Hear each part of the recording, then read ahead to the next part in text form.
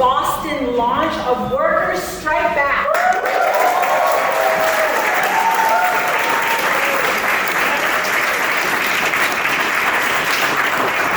We have a great turnout today, and whether you met us at a table, maybe downtown, whether you saw it on social media, you heard us on a podcast even, or maybe you've heard of Councilmember Sawant in Seattle. You are here because you are ready to join a workers' movement, and you're ready to help the working class go on the offensive. That's right. Which, are we out there yet? I don't know. The pandemic showed us, though, how greedy the billionaires and the bosses are. Like at Amazon, the record profits. Oil, the ExxonMobil's of the world, and agribusiness have seen profits rise throughout these past few years. Yet you and me, now, after this pandemic, we look at eggs like a luxury item. And we're falling further behind with our bills, with our housing. Rents in this city, on average, are now at almost $2,900. In student debt, we can't even see any relief with that. And out of this pandemic, we've seen apocalyptic-like disasters, like in East Palestine, for example. And a disaster like that really is a perfect picture of what the damage of corporate greed can actually do. In these past few years, since the pandemic, we've seen our reproductive rights ripped out of our uteruses. And we've seen the effects of a militarized police force murdering people on camera. And we have watched the supposedly most pro-union president literally betray the working class, most recently with the railroad workers. The truth is we need something different. And so Socialist Alternative decided to launch Workers Strike Back, which is a campaign of independent, rank-and-file organizing, not just on the shop floor, but also in the streets, against the bosses and against their political servants. And so this campaign can be used as an organizing tool, not just for socialists, but for everyone, for all workers, to fight back and make true gains for workers. This campaign gives us a unique opportunity for a united approach, which is actually our greatest tool against the bosses, because their greatest tool is the divide and conquer. So with Workers Strike Back, we have 5 demands to cut across these divisions. And Workers Strike Back is for union members, but it's also for non-union members. It's for people of all ages, it's for all races of people, all genders of people, and from whatever country you came from. It's for everyone. How many people here work more than one job? Quite a few. Well, our first demand in Workers Strike Back is that workers need a real raise. Sometimes we forget here in Massachusetts that the federal minimum wage is still $7.25. Joe Biden has yet to raise that to 15. But we say 15 is not enough anymore. That's why we started how much.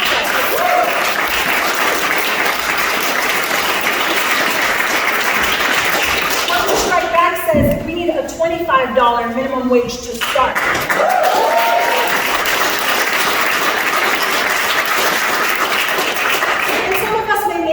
$25 an hour, but all workers need an immediate 20% raise and cost of living increases every year. Right. The second demand is good union jobs. Do I have some union members in here? Boston teachers. Boston teachers. HGSU. Okay. Mass nurses. Mass nurses. Smart UTU. Love it. And so we need good union jobs. I know as a union member, have been inspired by the coffee workers, by the Amazon workers, by all the retail workers who have been fighting for a union over these past few years. But we don't just want union jobs, we want good green jobs. And in order for that to happen, we need to take big energy into public ownership, which is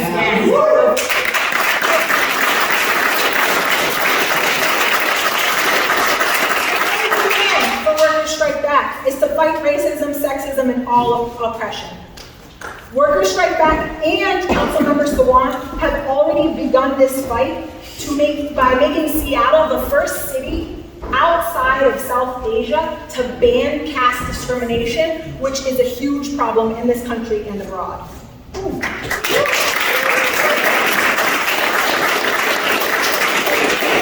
And the fight against discrimination fights also racism, police brutality, and transphobia. Number four, we need quality, affordable housing and healthcare.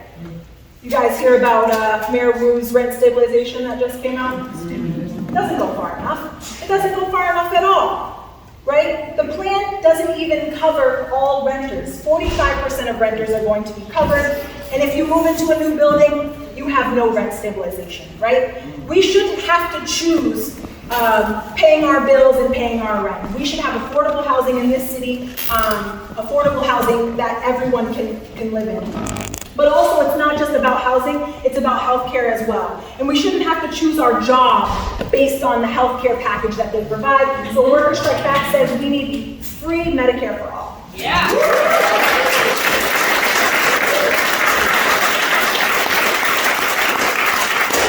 This demand is my favorite demand. I think this is the biggest demand. It's probably the hardest demand, right? And we need a new political party. Yeah.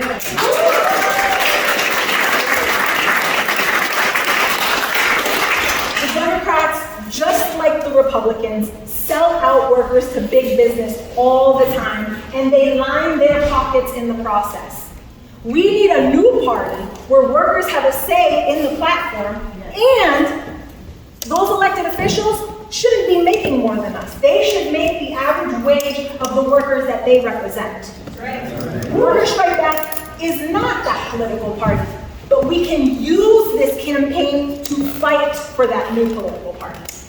So today, we're going to talk about all these demands and how we can use Workers Strike Back as a campaign. We have three great speakers from three different sectors. I will introduce them as they come up, but we're going to talk about how we can actually concretely use this campaign to organize workers. So are you ready for your first speaker? Yeah.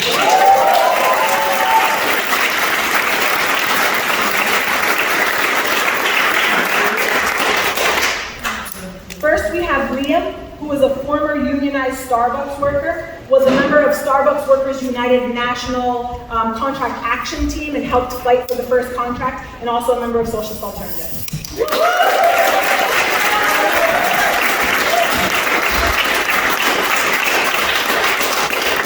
Thank you, Toya. It's really great to see everyone out here today, launching Workers Strike Back here in Boston, baby.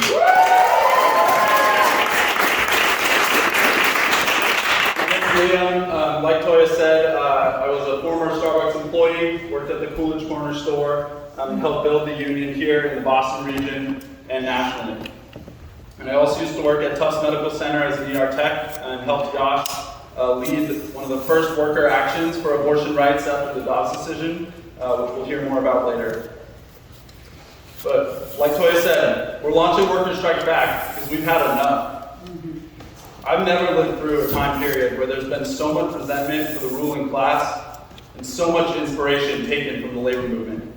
Incredible union actions have taken place even in just the last 3 months. 7,000 New York City nurses went on strike for safer staffing ratios. There was a strike of 48,000 grad school and academic workers at the University of California for a real raise. Both of these actions were really unprecedented in their size and their scope. And strikes like these from nurses, grad school workers, were unheard of 5-10 years ago. And yet, despite these actions, despite record high popularity for unions among the general public, only 10% of the workforce in the US is unionized. This is a historic low in our country's history after decades of relentless attacks by the billionaire class and by their political servants in both corporate parties. Democrats, who readily crushed the National Railroad Workers strike, and Republicans, who have just legalized child labor in Arkansas. To renew the labor movement, we urgently need to bring the energy of thousands and then millions of unorganized workers into unions and into combat with the bosses, like what happened in the mass union wave of the 1930s. And like Toya said, the union victories last year at Amazon's JFK 8 warehouse in Staten Island and at the 280 Starbucks stores nationally unionized have shown it's possible. It's absolutely possible to organize new industries. But they've also exposed the massive fear the capitalist class has of unions and the massive lengths to which they'll go to stamp them out.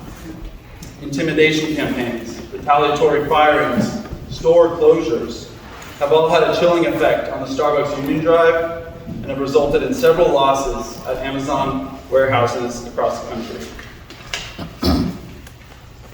We've also seen that waiting months for the courts to reinstate fired workers and serve justice, which is a small slap on the wrist for these massive corporations, has really sucked the momentum out of union campaigns. Labor law can sometimes be used as a tool for workers, but it is no friend to our movement. We need rank and file driven unions, not business unions led by lawyers. That's right.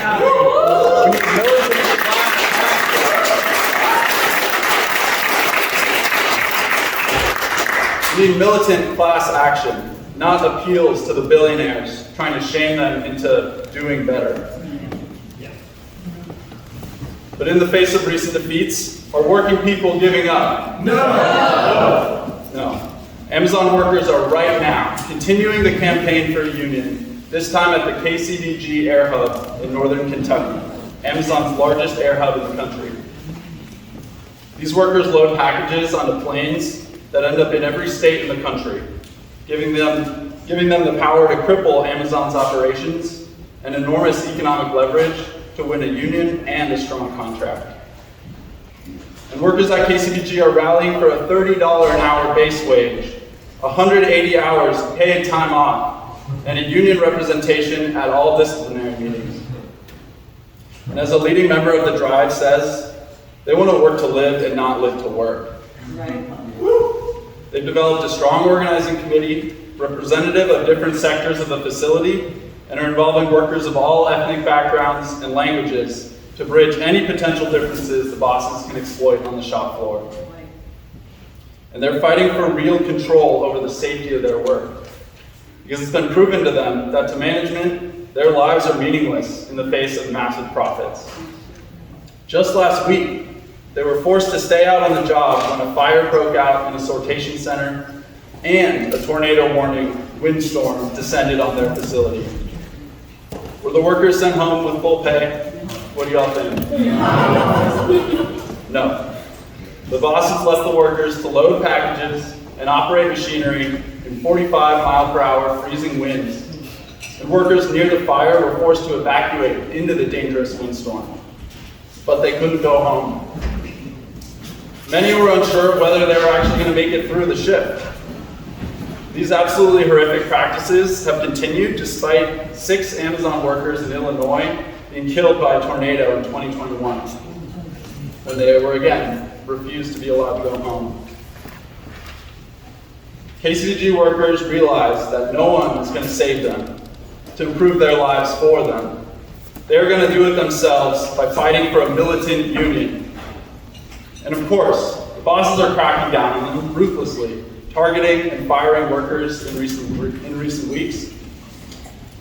The facility fired a leading activist, Edward Clark, on a technicality because he was respected on the job and was inspiring workers to join the union. Amazon is going to fight tooth and nail against the union at KCBG because they know that a victory in northern Kentucky would prove that the historic win at JFK 8 wasn't a fluke, and that on the basis of popular demands and a cohesive organizing committee, Amazon can unionize across the country. Workers aren't taking this lying down. They have already fought for and won back the jobs of 3 different fired workers and are using Amazon's crackdown to draw more workers into the effort and expose how a union is the only way to guarantee their job security. But they cannot do it alone. Going toe-to-toe with one of the richest men in the world will require a mass movement of workers and community supporters getting actively involved in the KCVG fight. This is already happening in Northern Kentucky, where Workers Strike Back is organizing, but we have just launched a national campaign with launches across cities and across the whole U.S. And I think we have the potential to make this a national campaign of solidarity against Amazon's union busting. We need Workers Strike Back members, local union members, and community members to pledge time and resources to this effort to help workers gain leverage on the shop floor. If we make KCVG the second Amazon facility to go union, this very well could pave the way for masses of workers to join the labor movement in the coming years. As Fred Hampton once said, dare to struggle, dare to win. Let's get started.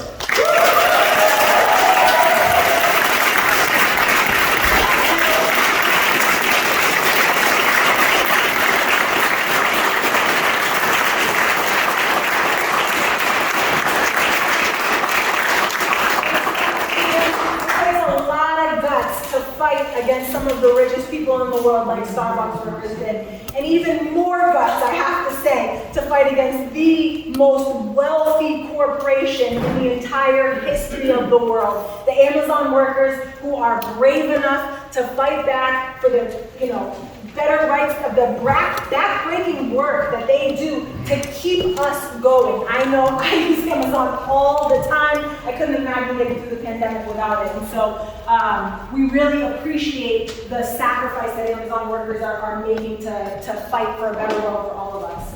Next, we have our speaker, Yash, who is a medical resident at Tufts Medical Center. And Yash organized the very first protest against the attack on Roe v. Wade in the entire country.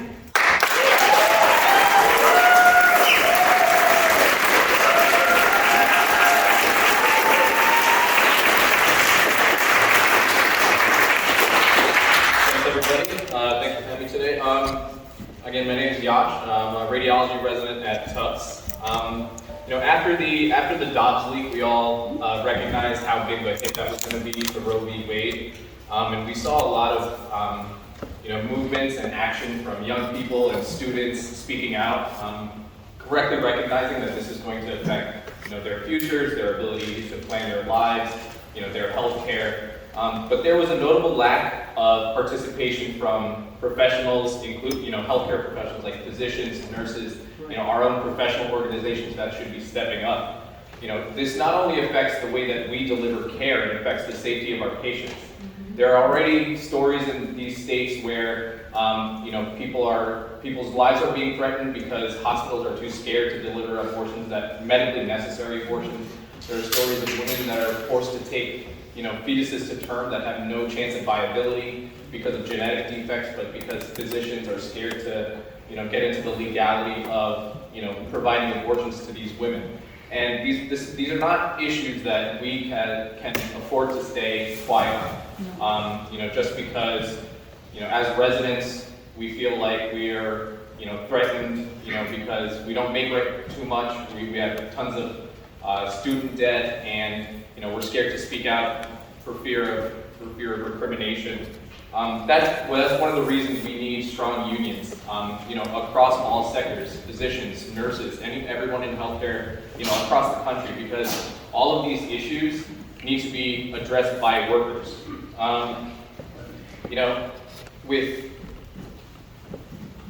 With workers harnessing the power of their collective voice and rediscovering the power of unions, we can reshape society into something that's better. Right now, the consciousness of how much unions have affected, our lives today is fading away. People don't realize how much unions fought to get us things like 40-hour work weeks and sick days and paid time off and things like that. And that took not just effort, but actual blood, sweat, and tears. Violence from cops that are trying to shut down these movements. And it's going to take a collective action and numbers to show that they cannot suppress that, and that we recognize what the power we have. With the declining union membership, political parties have been able to basically just get away with lip service to things. We see the Democratic Party every election cycle just saying, oh, 4 years ago, they said, we're gonna stand up for abortion rights, so you have to vote for us, otherwise it's gonna go away. And somehow, under Democratic leadership in the White House and in Congress, we see these laws being passed and we see Roe v. Wade being struck down. We now see again, for the next election cycle, that Republicans are coming after rights for LGBTQ healthcare and healthcare services being provided to trans people and especially children, threatening the lives of children. And we can't stand by while the Democrats again just use this as another fundraising tactic or vote-getting tactic to get us to come out and elect them again in 2024. Right. Again, we see that with our society organized in the pursuit of money, no political party is coming to save us. As Liam mentioned, we saw the train derailment in East Palestine, almost a direct consequence of what the rail workers were saying, that we need safety, we need more adequate staffing, we need updated infrastructure and brakes, and then we see now this derailment not even weeks after it's shut down by the Biden administration. And now we're going to see probably a cancer cluster in 30 years that nobody's going to be held accountable. Limitless growth under capitalism is incompatible with the sustainability of society and our planet. So we need unions.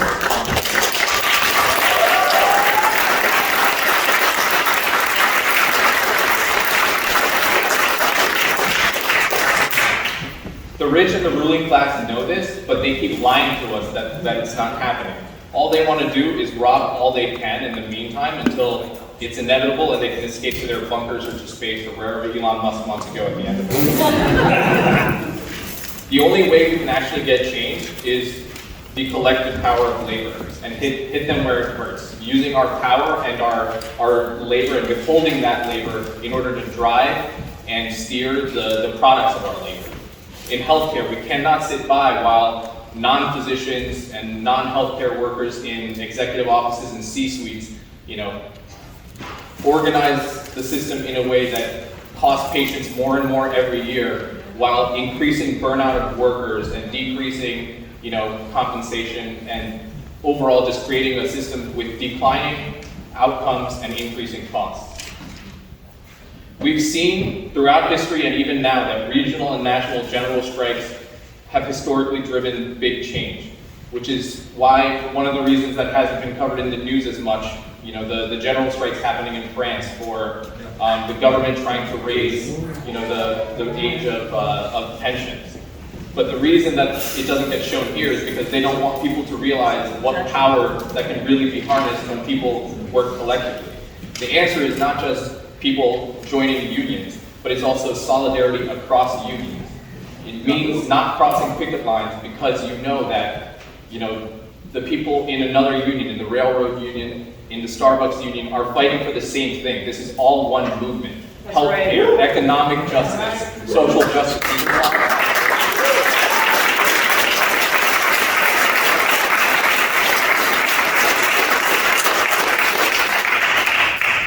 This is another reason we need a strong third party that serves the needs of the workers.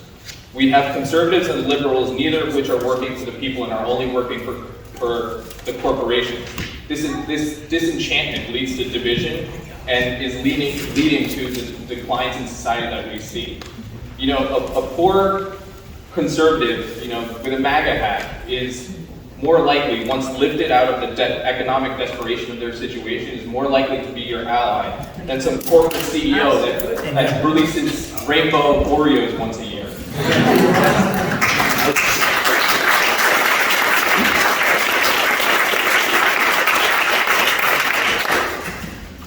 We need a strong third party that fights for the popular policies that support workers and a majority of the population, not the corporations and not the government that is in the most recent budget dedicating $1.1 trillion to the military and police, and almost half of that, like $500 billion, to actual social services and things that people need.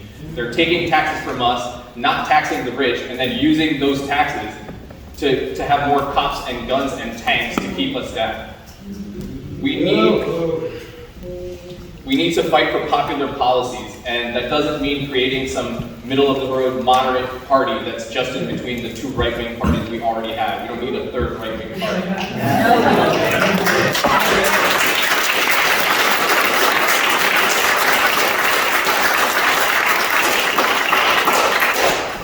The policies that are popular are not moderate. They are radical because we need radical change in society to restructure it so that it's not just serving a few rich people.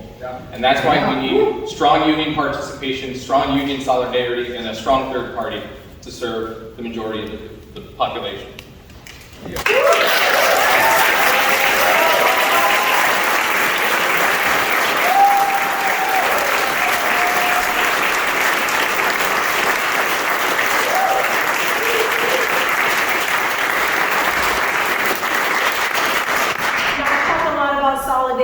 Solidarity is really important. It's why we're all here, and that's why he was able to organize his workplace to fight against the attacks on Roe. And as he mentioned, it doesn't just stop there. It doesn't just stop with the right to get an abortion. It continues on, for trans health care, etc. And so it's so important that we have that solidarity. Our last speaker before our discussion is Chuck, who is a train conductor for Smart TV Local 898B. Correct. Okay, and he is also a member of the steering committee of Railroad Workers United. First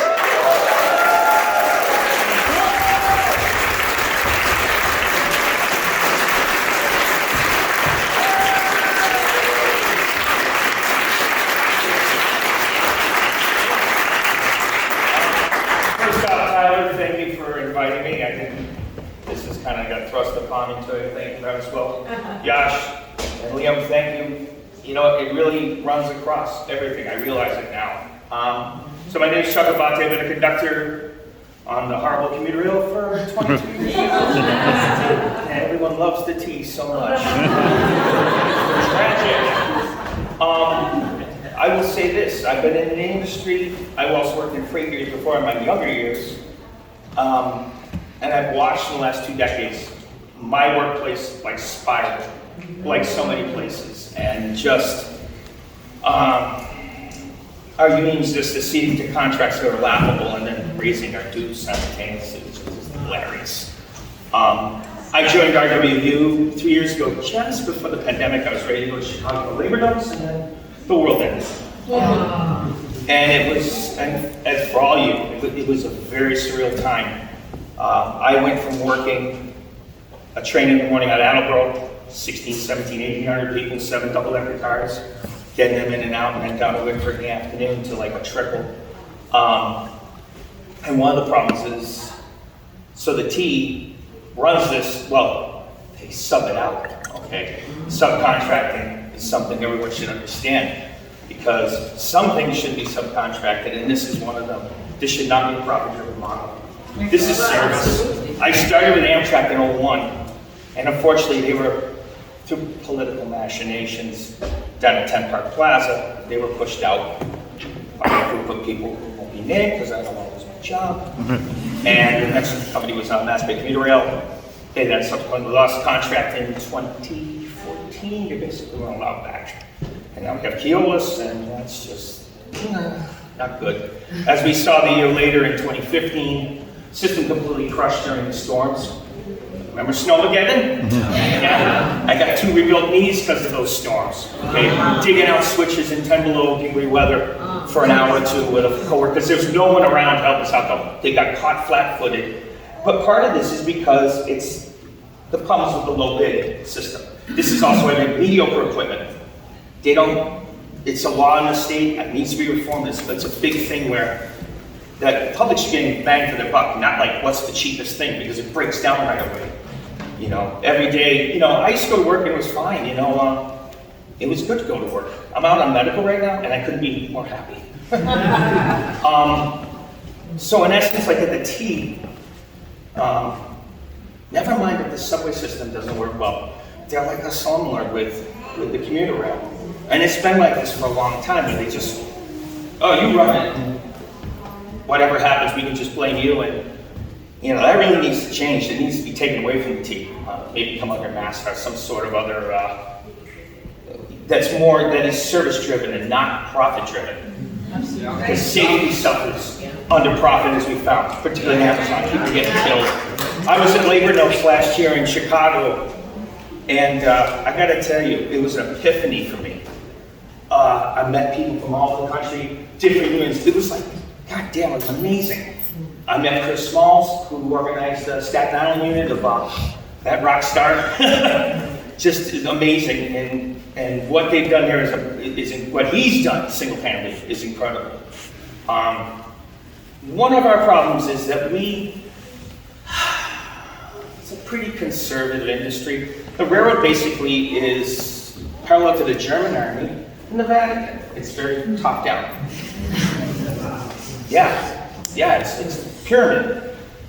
And a lot of, especially during the pandemic, a lot of deniers of what was going on. I know 5 people who died from this, okay? And a good friend of mine, he was a retired dispatcher from Amtrak, going back to the New Haven Railroad.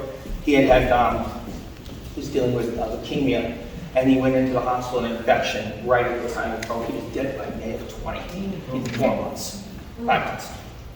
So it personally hit me, and it personally galled me how people were just, some of the people I work with are just, you have to learn a lot of stoicism with these people, because you just argue with them all day, and you know what that's like when you deal with, they don't believe in science, they don't all that stuff. But,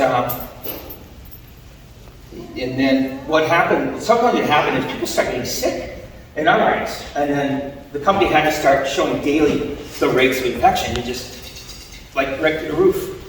I fortunately did not get it. I know a lot of people did. I know people got very, very sick and fortunately got through it all right. But the company also tried to, basically furlough people during this. All the while they were taking PPP money, and they got caught. So what happened was I'm more of a senior guy. The brothers and sisters lower on the roster were kept working. Basically, would get a guarantee every week just to keep going. I know a lot of people that took a second and third job because they're getting out once a week maybe to work, because we have an extra board when people are on vacation, or all this craziness is going on.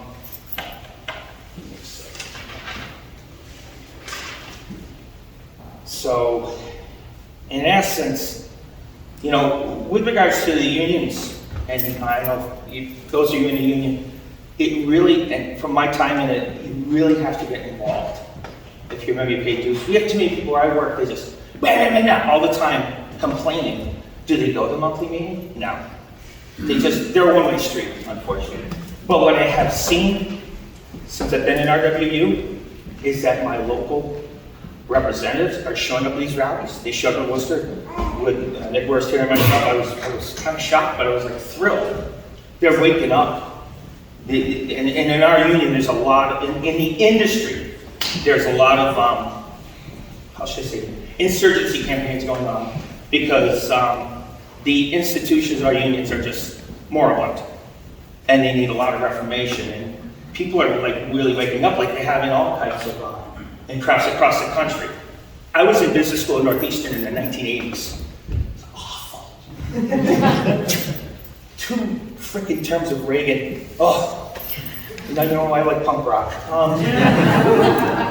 But I saw, and I was in business school because I couldn't get on the railroad. That's all I wanted to do. I went in management to go in transportation, but I saw him talk to people, fed to them. They workers, that you're just some sort of arbitrary number, and you're not. You know what? You're not.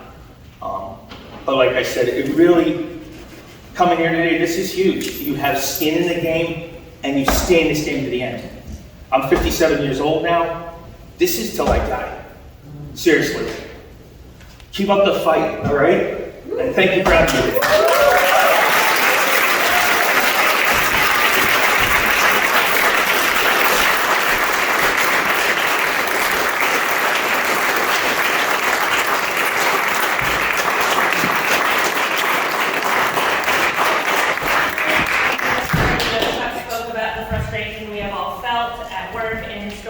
Importance of us coming together and launching an organization like Workers Strike Back.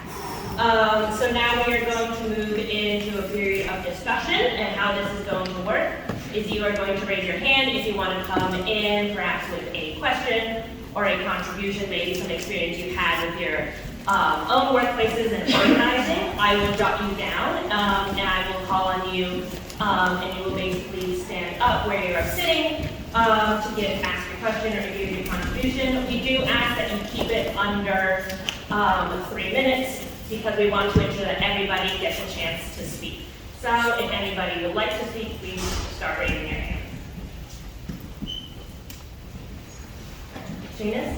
Oh, and also, when I call you, please say your name and if you are part of a union or organization. Thank you. Brothers and sisters, friends, my name is Seamus. I'm a bedside registered nurse for 25 years. I'm a member of the Mass Nursing Association.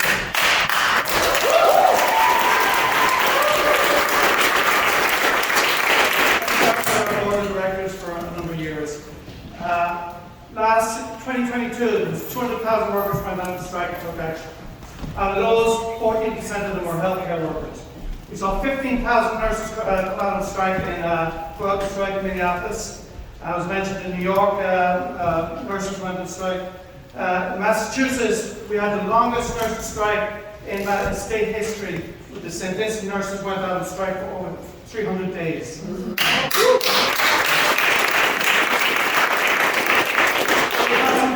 New York nurses want a 90% pay increase, and some language on staffing levels.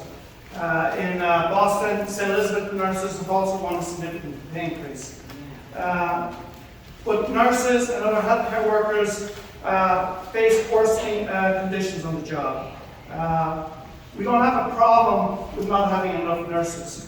We have a problem with not having enough nurses that are prepared to work and put up the conditions on the job. Now, during the pandemic, which was a tough situation in a lot of hospitals, in my hospital where I work, 1 in 4 nurses have left the profession from the pandemic. As the hospitals made huge money and received huge amounts of money. And the problems that workers, Strike Back identified, particularly with the question of labour leadership, is also in many unions. It's also a problem within the nursing homes. We have a situation that the methods, the tactics and strategies that union leaders use aren't enough to take us forward. We have a failure, I know from my experience, my own union, failure to mobilise membership. We have a failure to put forward bold demands to inspire membership to get in. How do you get members involved in what union meetings? Well, you got to build it, you got to organise it. And we have tactics to put forward in the present leadership of tying our hands behind our back. The example of Worcester is this example. Why were workers and nurses out on strike for 300 days and there was no plan to take that strike forward? That was a real issue. There was no demand to bring out other M&A nurses from Worcester. And that strike came close to the union being decertified in Worcester. So we need, not just the nurses, but in all unions, we need a rank and file movement to take unions forward. We also need to break with the Democrats. Yes. You know, calling Marty Walsh our friend when he was the architect of Biden's betrayal of the railway workers. You know, this has been going on too long. That's right. Calling Maura Healy our friend, where he officially goes on, she says teachers shouldn't have the right to strike. Teachers shouldn't have the right to strike. Which is why we need an alternative media. And we don't need any more sellouts.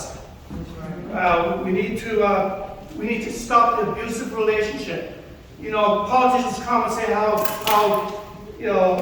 much they love us at election time. They bring us flowers, but it doesn't change the name of the type of toxic relationships that between these parties of big business and the unions and working people. We need to fight for what workers want and need, not what acceptable to the bosses. Right. Too many labour leaders go into negotiations with the bargaining unions, and what's won in the bargaining room is is usually based on how organized they are outside of our union. That's not happening enough. We need to build strong, independent rank and files in every union in order to build work. That's where workers' powers lie. And we need the unions. We need to transform our trade unions. And we need to transform rank and file movements in all these world movements. In the Black Lives Matter movement, we saw a crisis of leadership. In all the social, the women's movement with the attacks on abortion rights. All these movements need rank and file based leadership that are willing to fight and transform. And ultimately, we need a new political party. We need a party that will fight for the interests of working people and not the billionaires. So I urge you to join, get organized, join workers, strike back, and get involved. This is the first step that we can begin to fight back, a serious fight back to change things.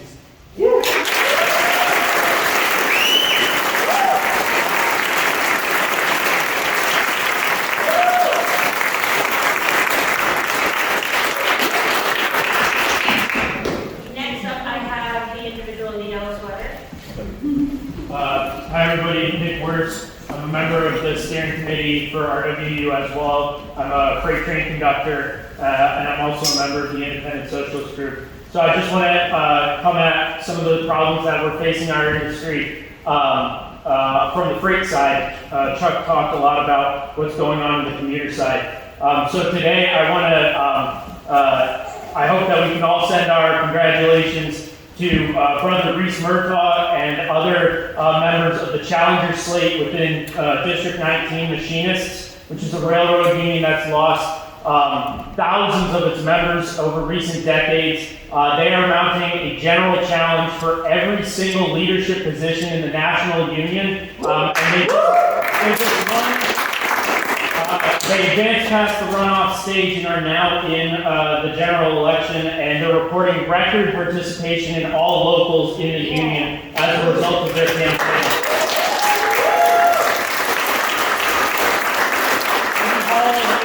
He recently defeated on his own as basically an unknown person, one of the most entrenched rail union officials in the country, and within the maintenance of way union in the third largest union in our industry. BMW Power has been organizing challenges at the last convention, and they will be challenging again at this convention. And then we have the prominence of RWU, where we've been able to fill a gap in the media that the official leaders of our unions are unable or unwilling to take up, where we're able to answer questions and talk to the press and explain what's going on in East Palestine when the official union leaders are not able or not willing to do so. So I think it shows that the prospects of real union reform and the project of real union reform are still very much alive. Talking about union democracy, rank and file power, the need for a combative attitude, and a willingness to confront the two corporate parties, but also the rules of the game, and to challenge the Railway Labor Act, which has held us back and which the union leadership has used to hide behind for almost 100 years now.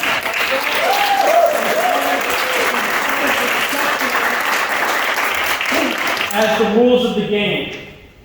We need a program, we need a clear vision for what our unions and what our industry can be, for how to transform our 13 different unions that are at each other's throats into one union for all railroad workers, and how to build, I think this is the key point, a political arm, a workers' party to challenge things like the Railway Labor Act and to challenge the fact that there's signs of life. Early last year, at BNSF, one of the big freight railroads, conductors and engineers took a strike vote and were in favor of striking against a brutal attendance policy. It was crushed by a judge who earlier in his career represented BNSF as a lawyer. It was determined that it wasn't a major enough issue to allow them to strike under the rules of the Railway Labor Act. Well, the maintenance of way workers at CSX, the major freight railroad in this area, have now announced that they are going to strike over, they are taking a strike vote over unpaid wages. They're going to face the same legal challenge. So, just briefly, what RWU is doing, we're calling for immediate reforms, full staffing of all crafts, more time and more money for maintenance, fighting against the speed up, the pressure for workers to skip inspections and skip safety steps in order to get the job done quickly, for the regulation of defect detectors, which could have prevented the East Palestine derailment, improvement to braking systems, shorter and lighter trains, which we've been campaigning now for almost a decade. Real safe crew sizes, defending the two-person crew, and real safety laws. The current efforts are passing the buck, saying, that such and such individual will write something, such and such individual, such and such Democrat within a certain position will create something. We need real safety law and real regulation, but beyond this, RWU has started campaigning for public ownership of the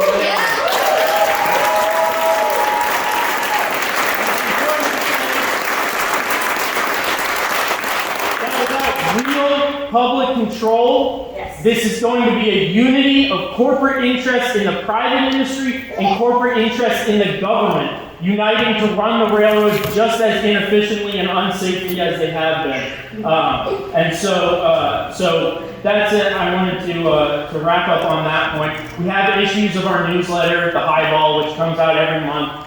Chuck and I brought a bunch of copies. If people want them, come see us afterwards. Thank you.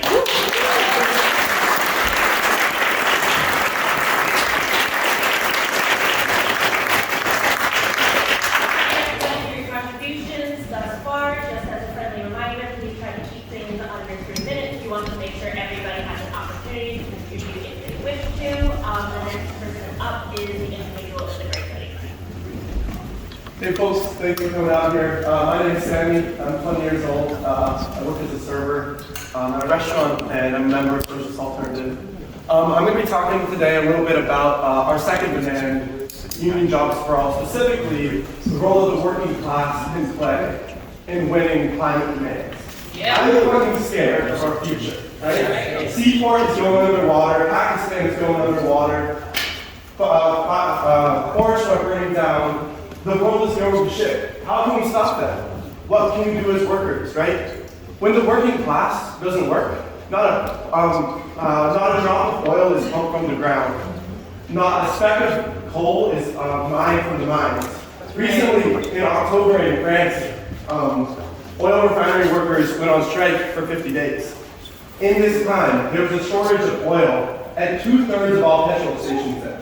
And so I think if workers strike back, we need to go out to workers in polluting industries and say, y'all are not the issue, right? Those fucking corporations are the issues, right? The 100 largest corporations polluting industries create 71% of all emissions, of all carbon dioxide emissions. That's not the workers making the decisions. The workers are just operating the machines. The workers could be operating other machines, building things that we really need, right? Like solar panels, like trains. So we need to build a movement, right? We need to build a movement of young people. We need to build a movement of workers in polluting industries. We need to be able to build a movement everywhere to take these corporations, to take these polluting corporations into democratic public ownership. That way, we can get the folks who actually know what they're doing, right? Like these two great union members right here, actually deciding how we should run these companies, not for profit, but for the needs of the planet, right? We can transition car manufacturing to train manufacturing. We can even offer workers in these industries to stay home and give them a free, and keep up their wages. And that will be created by getting active in our unions. That will be created by getting active on the streets, and I think Workers Strike Back has a vital role to play in that. Thank you. Thank you.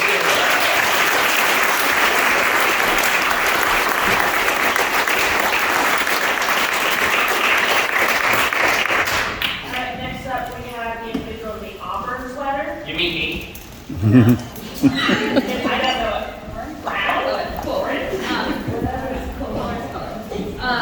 Hey everybody, I'm Margaret. I am English as a second language teacher in the Boston Public Schools and part of BTU.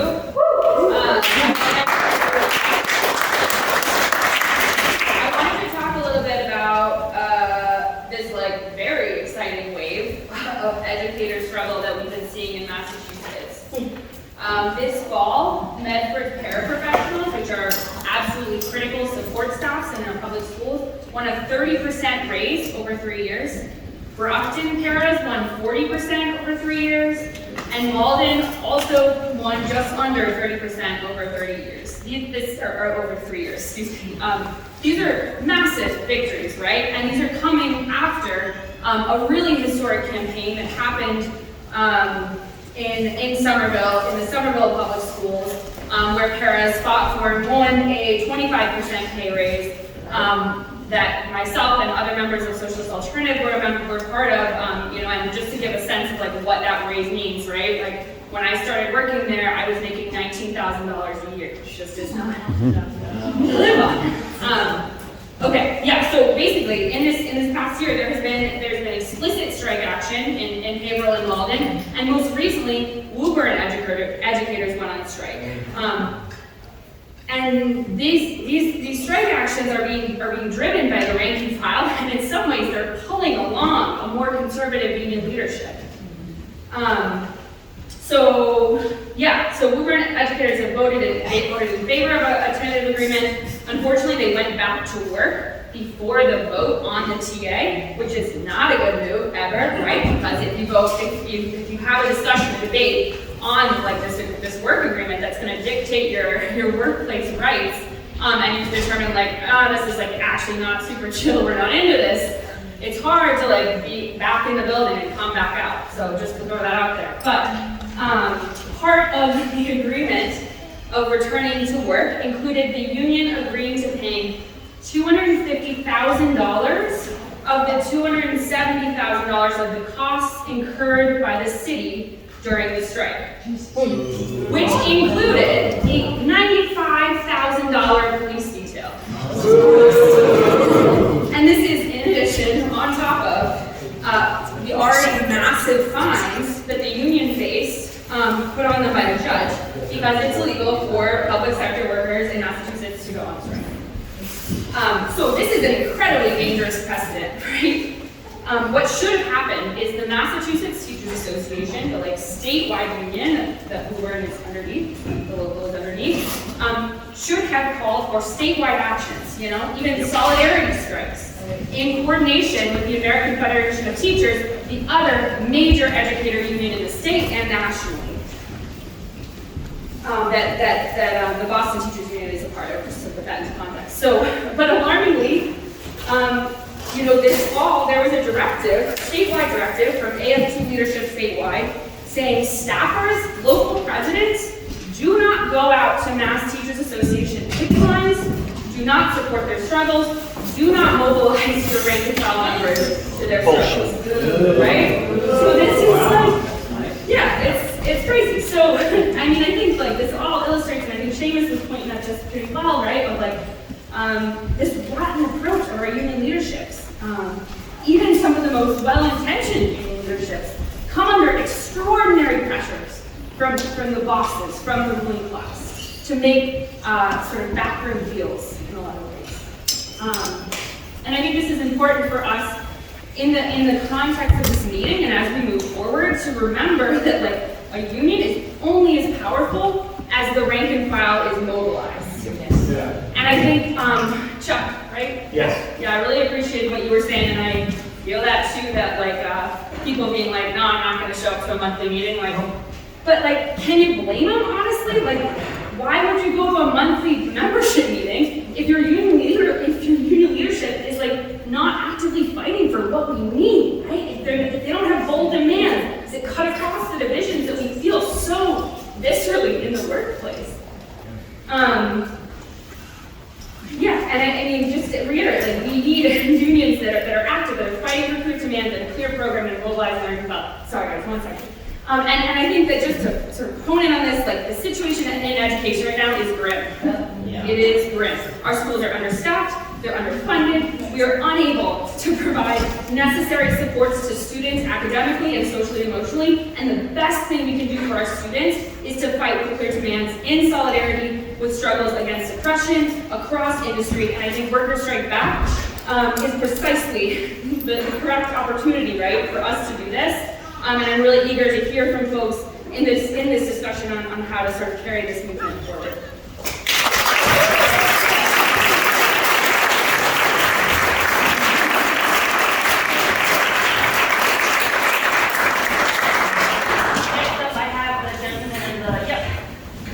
Thank you. My name is John Blumenstiel. I'm a member of the Massachusetts Green Rainbow Party. And maybe I'm going to talk about an elephant in the room that's not talked about, but I did some math, which is not my best skill, but I did it anyway. The U.S. government, a few people in our leadership, the U.S. government, who decided to commit $100 billion to Ukraine, when we have ambulances backing up in our hospitals because they don't have the staffing inside to take patients in. We have schools that are partially understaffed because of teachers who are sick or are just fed up with the school system not doing the education for the kids. And I did the math and I figured out that $100 billion could buy or pay for salaries for 1 million nurses at $100,000 a year salary. We have such messed up priorities in this country that we need the union movement, the community. I'm not a union member. I was many years ago in my life. But I also have to figure out how I, as a community member, can support this great effort. And I'm trying to do that through my relationship with the Green Rainbow Party here in Massachusetts. But our priorities from the top down are so screwed up that it's going to take a major, massive, ongoing, sustained movement of all of our social movements and all of our labor movement moving together to defend the rights of people and defend the rights of future generations. Thank you.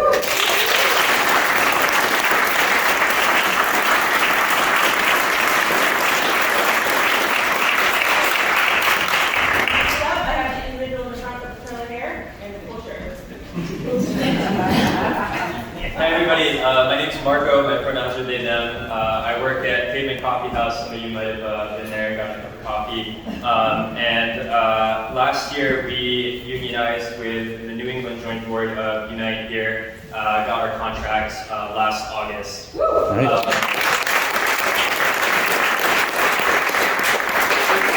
Massachusetts to do so. When I first started at Pavement, I came in with a really high level of excitement. I had a background in organizing, and I was really looking forward to getting my coworkers involved and putting up a fight against the boss so that we could win the best contract possible. Unfortunately, I was met with a harsh degree of dampening on my expectations and on what I saw as the purpose of the union. When I spoke to local leadership about what I thought was necessary to win and what I thought the best course was for the union, I was met with a lot of disturbing and confusing comments. Things like, well, we need to establish a working relationship with the boss to secure a contract. We can't set our expectations too high, or else we might lose everything. These sorts of attitudes of fearfulness and an unwillingness to place our faith in the working class and our coworkers are what has led to the decline in unionism in this country and has left people unable to heighten their expectations and to really believe that better things are possible. But, you know, we can understand that this comes from a place of fear and from a willingness to protect our coworkers. But the best thing that we can do, the best treatment for putting up a fight against this kind of fearfulness and the union busting we have seen from the bosses, especially in the service industry, is by encouraging solidarity and by believing that if we talk to our coworkers, our neighbors, and people who are in other industries and other sectors, that their fight is the same as ours. Movements can come from nowhere. We saw this with Starbucks, we saw this from Amazon. Nobody expected these sorts of resurgences in the labor movement. The rage of the working class is like a dormant volcano that is long overdue for an explosion. So I say to go forward and to continue to build off of the victories of recent union movements, we need a nationally coordinated fighting movement that relies not necessarily on the leadership, but on the strength of our coworkers and the power of the working class when we're all united and fighting across sectors. Thank you very much.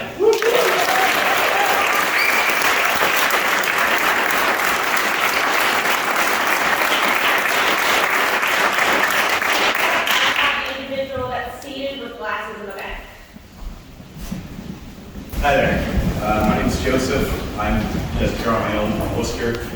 And I'd like to just briefly yes and some of what Seamus said, based on what I saw. I worked a lot of different jobs, no formal education really, job to job. ended up picking hard, ended up in healthcare. I worked at a place in Worcester that will go unnamed.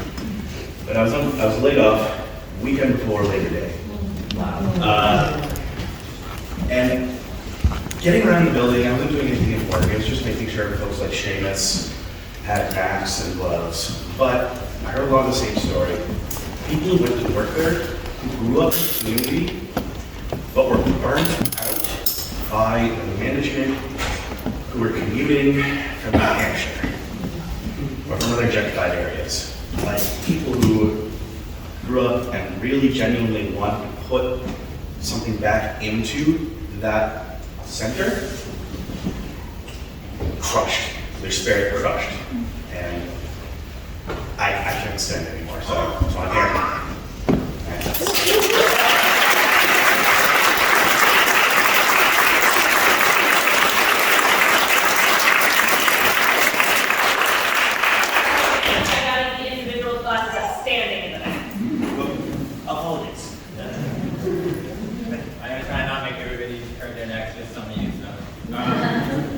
Workers strike back, right? I want to talk about where like power comes from, and I think like the people who showed up to this today, like no, because we get told to vote if we want to see change, if we want to, we get told to show up to our general membership meetings when there's nothing on offer. But we're workers, and that's where our power comes from, right? Right. Yeah. We are the ones who supply the masks to the nurses. We're the ones who are the nurses who are taking care of. Are the workers who are making other parts of society run and everything like that. It's us who have the power to change society. So that's why we're here. My name is Sam. I use they, them pronouns. These days, until recently, I was a barista as well, also in a union coffee shop. I can say a little bit more about that. Today, I'm working as a curbside compost collector, so doing organics waste pickup. I did what I think we're seeing in so many industries, right? Moving from one job to the next, like changing careers. I hoped when I got a job at a coffee shop where there was potential to organize, to win a contract, that I would be able to keep doing this job that I really like doing. Making coffee, taking care of people, taking care of my community, but also get paid a living wage, get paid health care to be able to, take care of everything. And I was hoping that we would be able to do that, but we got a lot of work to go to be able to win the types of contracts that really come to that. So there's medical workers who are leaving the industry at a time when there's a time of pandemics and all of this kind of thing. And I know so many people in so many industries who hop from industry to industry looking for something better. My pay is a little bit more than it was before, but it's still not good enough. And I talk to other workers on my routes, to Amazon delivery workers, to these other delivery workers, the garbage collectors. What's the number one thing that everybody is feeling right now? Cost of living is going up and up and up. Doesn't matter what company, doesn't matter what industry, we are all feeling that. And we're all out there like doing different jobs, jumping around, moving around. Some of us have unions, some of us don't. But what we share is that experience and the potential that we have as workers. So what are we gonna do to bring all of that together? That's why we're here, because it's not enough to just go to a union meeting, especially when there's unions are so popular, but how many people are union members in this room? That's good, but it's not enough. And we need more unions. We need a real good union job for everyone who wants one.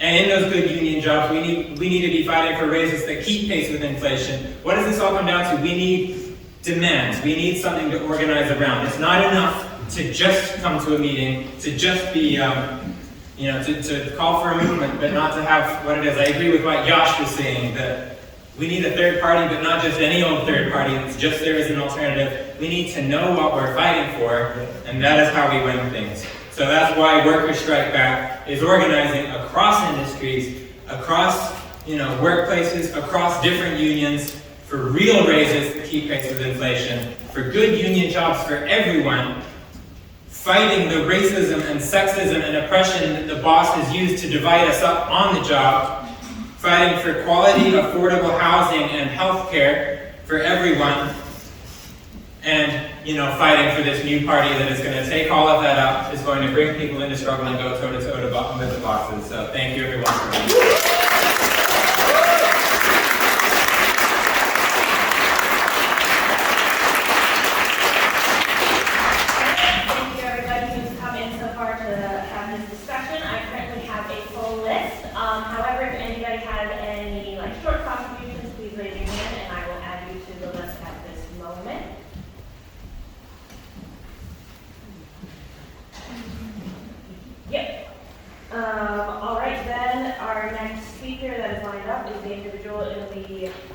Hi, my name is Peggy. I'm a member of the Massachusetts Teachers Association, also a member of Independent Socialist Group. I just wanted to add to what I think someone earlier had been saying about the educator unions and the things we've been going through. Yeah, the Woburn educators that were on strike, I don't know if this was mentioned or not, but the town had something like 68 million in windfall. They had that line and were completely unwilling to use that. There were these Democratic politicians, judges, appointed by Democrats, who basically have fined these educators for striking. The money is there. Like, through the pandemic, billionaires in our state have gotten 46% richer. And that should be taxed, absolutely.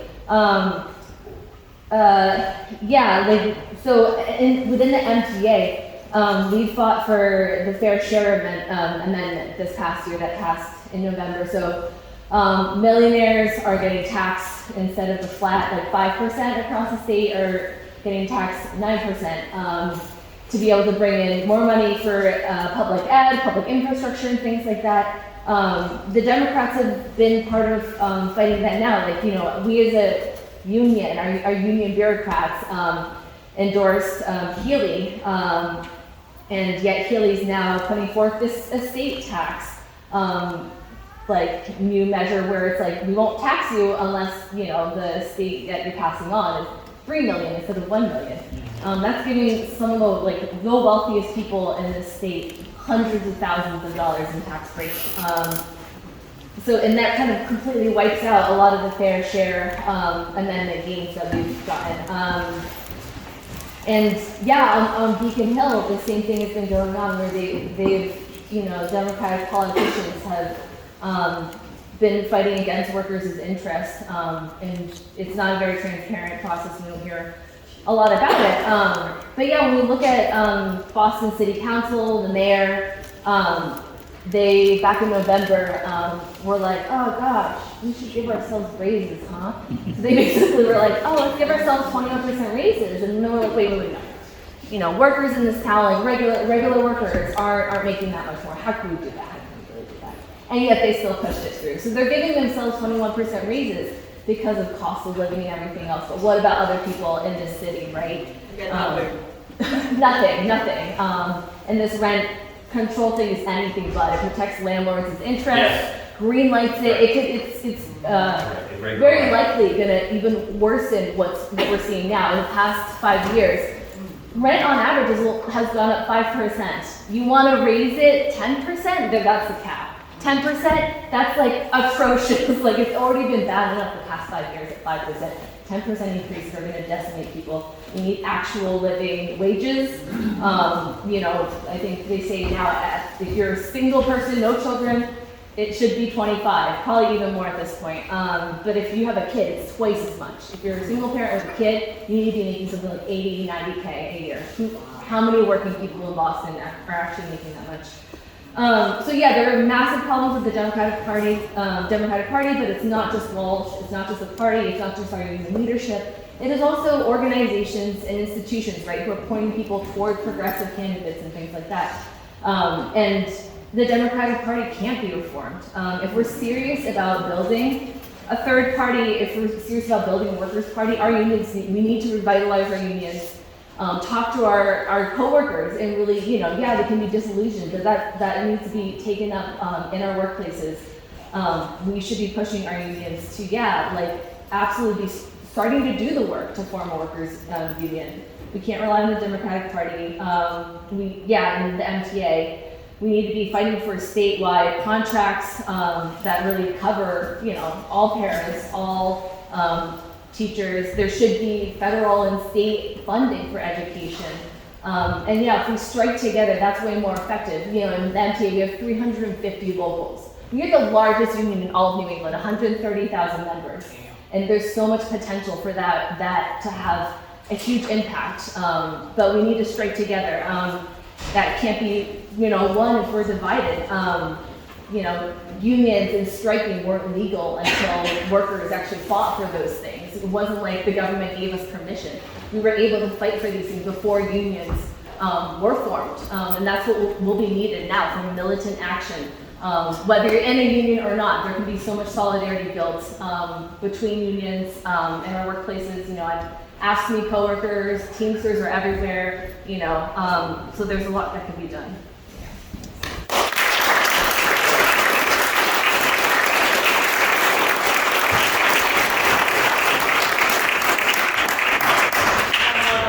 Up next, I have the individual in the back with the baseball cap. Hi everybody, my name's Ty. I'm a pest control technician in Uber. I'm also a member of Socialist Alternative. I want to strike back as well. I don't know, hopefully too many of us haven't been glued to our phones. I'm sure like everybody here, I've been turning his lights on, listening to a lot of great speakers, listening to some of the comments about situation in their own workplaces. If anybody here signed up to the Workers Strike Back national email list, you may have gotten an email in the last like 30 minutes or so. I think really excitedly announcing an initiative on behalf of Workers Strike Back, also in conjunction with Railroad Workers United, bringing our two guests here that we're really excited to have, launching a national petition calling for democratic public control over the railroads, which I think is really desperately needed right now. So I just wanted to announce this, but you know, I think this couldn't come at a more timely time. You know, like with the recent disaster we're seeing in East Palestine, I think it's completely laid bare just the rottenness of the capitalist system and also the rottenness of the two parties that, you know, both like sort of pretend like they're standing up for working class people in their own ways. You know, in recent weeks, a few weeks ago, Donald Trump, after the horrific disaster in East Palestine, went down to visit people in the community and act like he was showing them support by handing out Trump-branded water bottles. That was somehow going to do anything for the decades-long disaster that's going to be impacting these people's health in their hometown. And Biden, for his part, not only was, you know, obviously a way out of the country when the disaster happened, but still today has given no indication that he plans, even outright saying, I am not planning to go to East Palestine. And it's clear that he's just fully aware that he has nothing to offer these people, that there's no sort of benefit that could come to him if he went down, because he isn't willing to, say, call for democratic public control of the railroads. He isn't prepared to call for the need to give adequate staffing to railroad workers. He isn't prepared to call for adequate wages to attract more people to the industry. And he isn't prepared to, you know, put in place regulations to limit things like the length of these railway cars that I know and sometimes total the miles, which obviously directly contributes to this disaster happening and of course the devastation that we're seeing in these communities. If anybody else scroll down a little bit on the email, you might see, I think really excitedly, we're actually having a series of standouts, not only like in the East Palestine area, but across the Midwest of Workers Strike Back and Railroad Workers United. Again, calling for the democratic public ownership of the railroads and demanding a solution to the disaster that we saw in East Palestine and also the future disasters that we're about to see given the complete lack of regulations or any sort of decent workplace conditions for railroad workers at the moment. Right now, you can go to the Workers Strike Back website. There's a petition already live on the website. If you got an email, there's a link to it. But I also just want to direct people that after this, out in the front, or everybody I know, went up to the sign-in table. We're going to have a petition that people can immediately sign in person to call for democratic control of the railroads. And I think, again, this is a really exciting initiative on that, Workers Strike Back, and also our friends in Railroad Workers United. I would really encourage everybody to get involved, to sign the petition, and to give whatever support we can by getting involved with Workers Strike Back here in Boston. And that's what we'll get to, supporting the launch of Workers Strike Back nationally.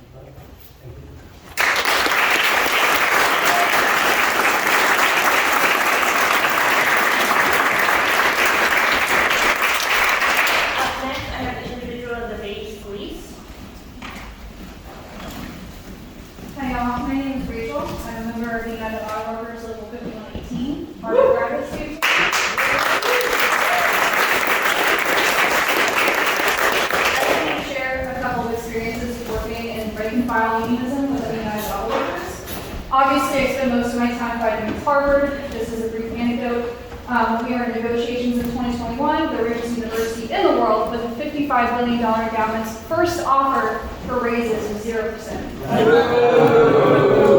That's not made up yet. But it surprised me moving and participating in my own union how much I have to fight against my own union bosses. Right.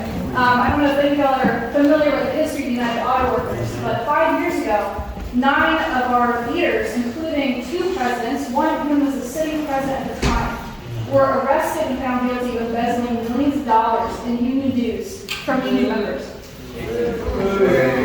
Obviously, this led to a huge reform movement within the UAW, and I had the privilege to go to our constitutional convention last summer as a member of this reform movement, this new political caucus within the UAW. And we did some cool stuff. We passed campaign finance reforms for a brand new direct elections to the International Executive Board. We passed daylight strike pay. We fought for better transparency within the UAW. And also I was there, I faced direct intimidation and harassment by my own union siblings, which was absolutely heartbreaking. And I want to say, that is not what the UAW is. I'm a very proud member of the United Auto Workers. It is members of the United Auto Workers that led the 10-week strike at Columbia University, which was longer and led to directly the University of California strike that happened last year. It was UAW members of John Deere that voted down 3 tentative agreements that were directly negotiated by the UAW International Executive Board, and they stayed on strike the whole time. That's what the UAW is. And so, I just wanted to say, rank and file unionism is taking place. We are currently counting our very last seat for our International Executive Board elections. It's the president. It's so close. It's supposed to come out next week. I'm very excited. But we put forward an additional 6 reformist members of our own caucus, and they swept the board. That's right.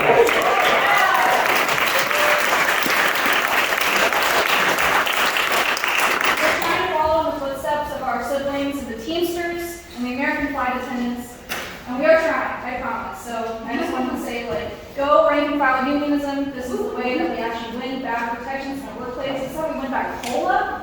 Where did that go? This is where we win back pensions. So yes, we're putting up a good fight, and I look forward to fighting a good fight with y'all too.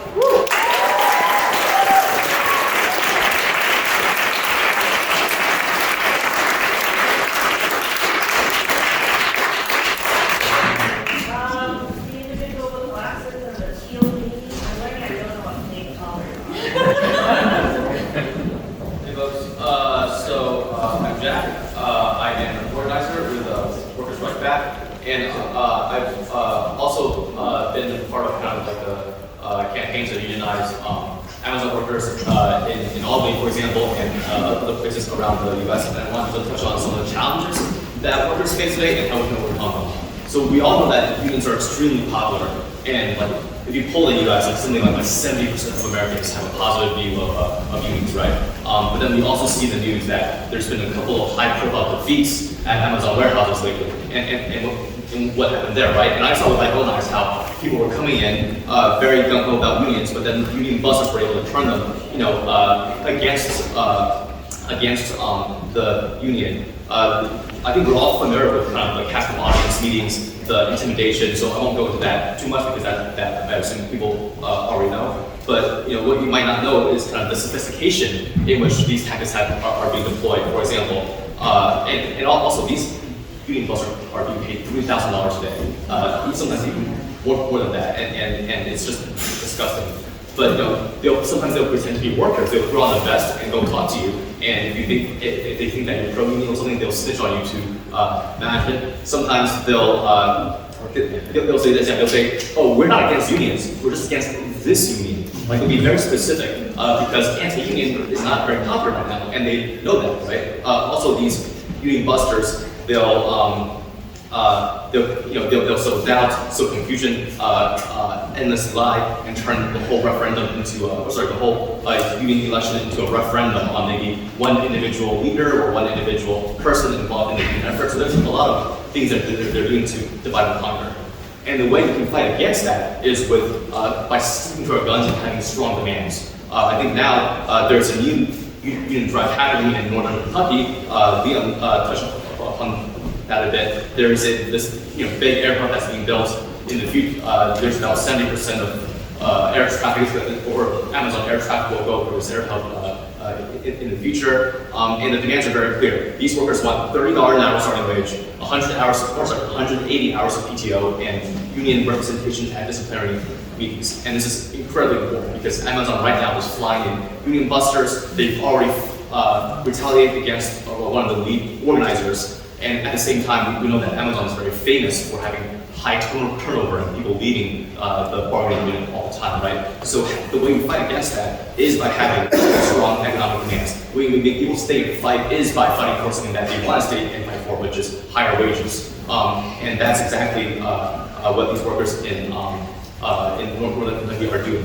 And so here, we're in Boston, right? So, what can we do about that? I think, you'll hear very soon about what we can do about that, but I think we need to fight fire with fire. We need to provide maximum community support to this and all other union rights, but especially this one because Amazon logistics workers are incredibly important to the economy. They're also one of the most mistreated and exploited workers. So, I don't know if we've been going on for a bit, but I think we're going to soon talk about how to support them, so I want to get folks excited about that. Yeah.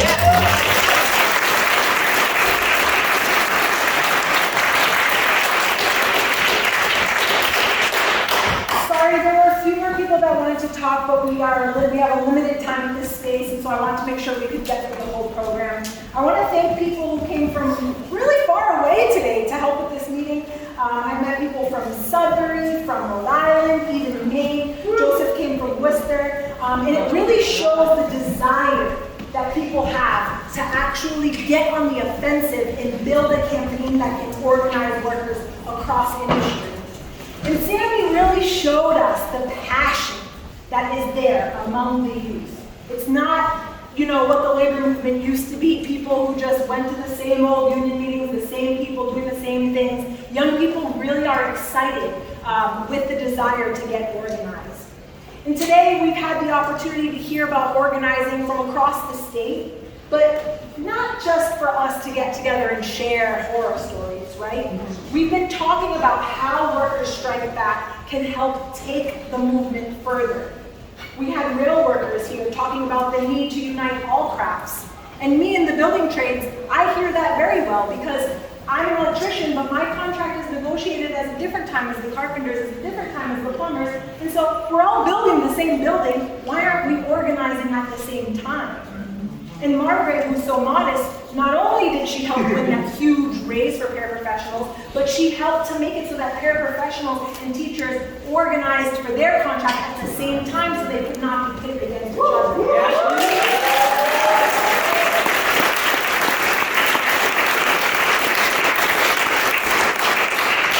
And also thinking further about not just the bread and butter demands, but Chuck was talking about, trains are an actual service and talking about the need for them to be under public ownership.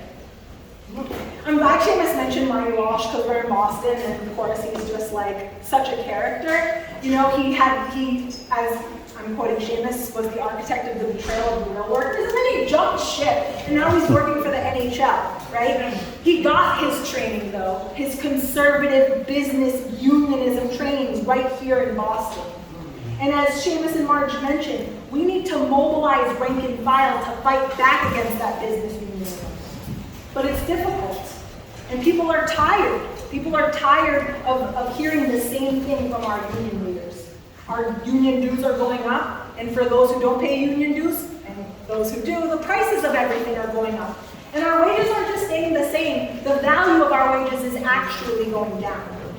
And so Workers Strike Back can be a way to work within our unions to galvanize our coworkers and in non-unions around solid demands that we can fight for, especially when our labor leaders are actively demobilizing people like we saw with Massachusetts teachers.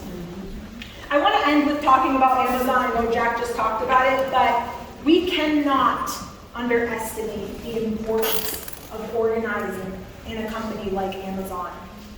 And Jack, gave the details of this campaign. Something that is always interesting to me is this air hub. The reason that they have this air hub where it is because it can reach almost anywhere in the US within 2 hours. So that shows the importance of KCVG. With the $30 an hour, the 180 hours of PTO, as a union member, I get 0. So I love that, right? And union reps at disciplinary hearings, these just seem like basic rights that workers should have. And it's clear within Amazon why a union is needed, especially with the brutality that those workers experience every day.